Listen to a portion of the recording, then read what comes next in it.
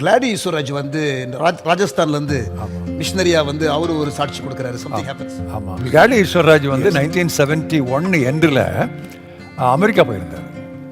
அப்போ மாரிசர்ல வந்து அங்கே ஒரு பெரிய கான்ஃபரன்ஸ் நடத்திட்டு இருந்தார் ஒரு வாரம், சாண்டியாகோவில் எங்கேயோ. அதில் இவர் அட்டன் பண்ணியிருக்காரு. ஒரு நல்ல ஹோட்டல் ரூம்லாம் எல்லோரும் கொடுத்துருக்குறாங்க டெலிகேட்ஸ்க்கெல்லாம். இவரும் அந்த ஒரு ஹோட்டல் ரூமில் இருந்திருக்காரு. அப்போ கர்த்தர் இவரோட பேசினாராம், நீ ரொம்ப நாள் இங்கே இருக்காதா, இந்தியாவுக்கு போயிடும் அப்படின்னு சொல்லி. அப்போ இந்தியாவுக்கு போயிடணும், அதான் டெல்லியில் வந்து மினிஸ்ட்ரி ஆரம்பிச்சார் கிளாடி ஈஸ்வராஜ்.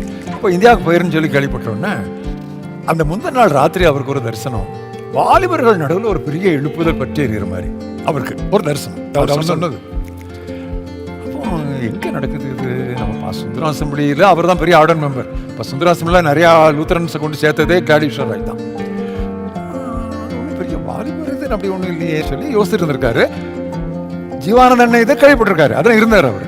பட் ஒரு பெரிய மாசில் ஒரு பெரிய அவுட் போரிங் வர்ற மாதிரிலாம் அவருக்கு ஒரு விஷயம் கிடைச்சது.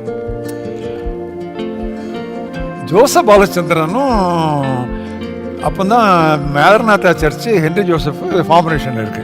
ஜோசப் பாலச்சந்திரன், தயானந்தெல்லாம் அதில் ரொம்ப ஸ்டால்வர்ட்ஸ். எஸ், இவங்கெல்லாம் இந்த பிளஸ் 71, 72, 73 வந்து இந்த சாங் லீடிங் அது இருந்துருவாங்க. அது மாதிரி ஹென்ரி ஜோசப் மகன் பின்னி ஜோசப், பிறகு சார்ல்ஸ் அரவன், இவங்களெல்லாம் எங்களுக்கு ஆரம்பத்தில் மியூசிஷியன்ஸு. எல்லோரும் நல்லா மியூசிக் போடுவாங்கல்ல, எல்லாம் வந்து இருந்துட்டு போடுவாங்க.